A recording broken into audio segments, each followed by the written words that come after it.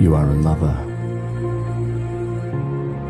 Borrow Cupid's wings and soar with them above a common bound. So I want to talk about education, and I want to talk about creativity.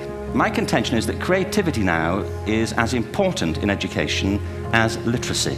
We are educating people out of their creative capacities. Picasso once said this. He said that all children are born artists. The problem is to remain an artist as we grow up. I believe this passionately, that we don't grow into creativity, we grow out of it. Or rather, we get educated out of it. So why is this? Peace, Mercutio, peace! I talk of nothing. True, I talk of dreams. The appeal to me of Shakespeare is to try to immerse audiences in these timeless, effervescent, passionate stories of life. You listen to the way in which Shakespeare attacks relationships. You start working on the language, you start investing the understanding of the rhythms and the poetry and the way in which the verse moves.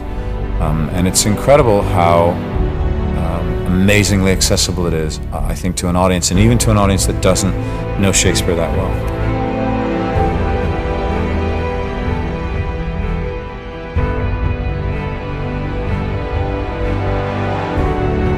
The arts especially address the idea of aesthetic experience.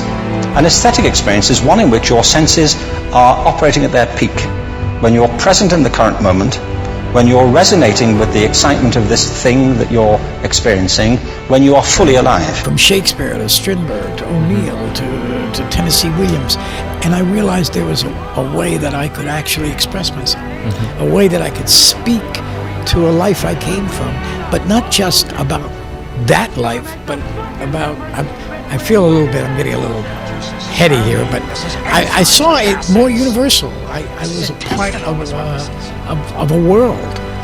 So it changed me, because once I knew that, once I felt that, I knew that I was only going to do this for the rest of my life.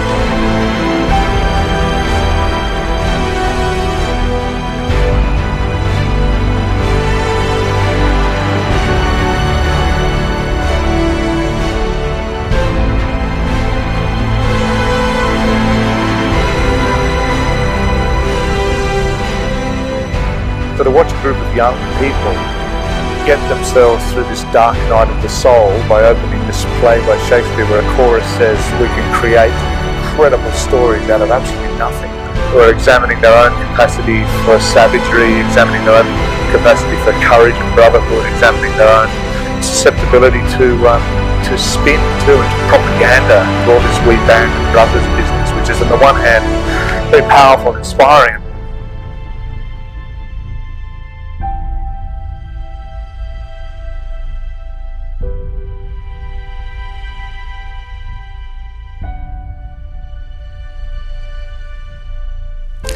I believe our only hope for the future is to adopt a new conception of human ecology, one in which we start to reconstitute our conception of the richness of human capacity.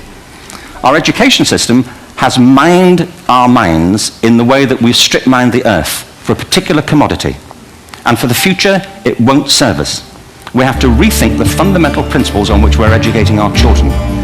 There was a wonderful quote by Jonas Salk, who said, if you were to if all the insects were to disappear from the Earth, within 50 years, all life on Earth would end.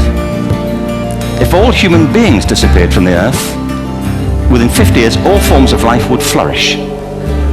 And he's right. What TED celebrates is the gift of the human imagination. We have to be careful now that we use this gift wisely and that we avert some of the scenarios that we've talked about. And the only way we'll do it is by seeing our creative capacities for the richness they are and seeing our children for the hope that they are. And our task is to educate their whole being so they can face this future. By the way, we may not see this future, but they will. And our job is to help them make something of it.